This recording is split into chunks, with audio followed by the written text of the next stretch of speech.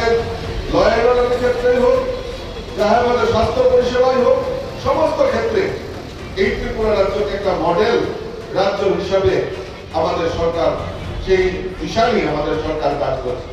তৎসঙ্গে আমাদের দেশের যশস্বী প্রধানমন্ত্রী নরেন্দ্র মোদীজিও আমাদের উত্তর পূর্বাঞ্চলকে স্বাধীনতার পর থেকে যে ত্রিপুরা রাজ্য উপস্থিত ছিল, সেখানে আজকে মোদীজির নেতৃত্বে সরকার আমাদেরকে হাইওয়ে, রেলওয়ে, এয়ারওয়ে কানেক্টিভিটির মাধ্যমে আমাদের ত্রিপুরা রাজ্যকে সমৃদ্ধশালী করেছে। আমাদের কাছে একটা ন্যাশনাল হাইওয়ে ছিল আসাম আগরতলা জাতীয় সড়ক, আজকে ৯টি ন্যাশনাল হাইওয়ে আজকে আমরা আমাদের দেশের প্রধানমন্ত্রী আমাদেরকে উপহার দিয়েছেন এবং কাজ শুরু হয়ে গেছে। আগামী কিছুদিনের মধ্যে হয়তো আগামী বছর থেকে সেই রাস্তাগুলি ওপেন হয়ে যাবে। আজকে আগরতলা থেকে ধর্মনগর যে 5 ঘন্টা লাগতো, আজকে আমরা এই রাস্তা ব্যবহার করে মাত্র 2.5-3 ঘন্টার মধ্যে আমরা ধর্মনগরে পৌঁছতে পারি, 2 ঘন্টার মধ্যে কুমারঘাটে পৌঁছতে পারি। অর্থাৎ এই যোগাযোগ ব্যবস্থা একটা আমূল পরিবর্তন মোদীজি আমাদেরকে দিয়েছেন।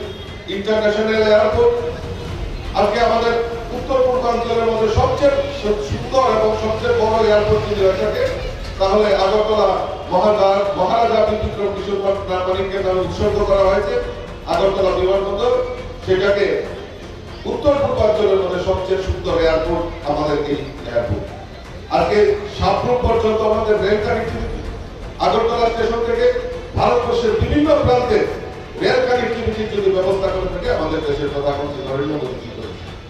কাজেই বন্ধুগণ, এই সরকারকে সহযোগিতা করা আর আমাদের যে লক্ষ্য এক ত্রিপুরা শ্রেষ্ঠ ত্রিপুরা নির্মাণ করা, এই এক ত্রিপুরা শ্রেষ্ঠ ত্রিপুরা করার লক্ষ্যে আপনাদের এই ক্লাবের যারা সদস্য এবং এই এলাকার সুদী নাগরিকবৃন্দ যারা রয়েছে, তারা তাদের সহযোগিতা, পূর্ণ সহযোগিতার মাধ্যমে আমরা এই এক ত্রিপুরা শ্রেষ্ঠ ত্রিপুরা করার লক্ষ্যে আমরা এগিয়ে যাব।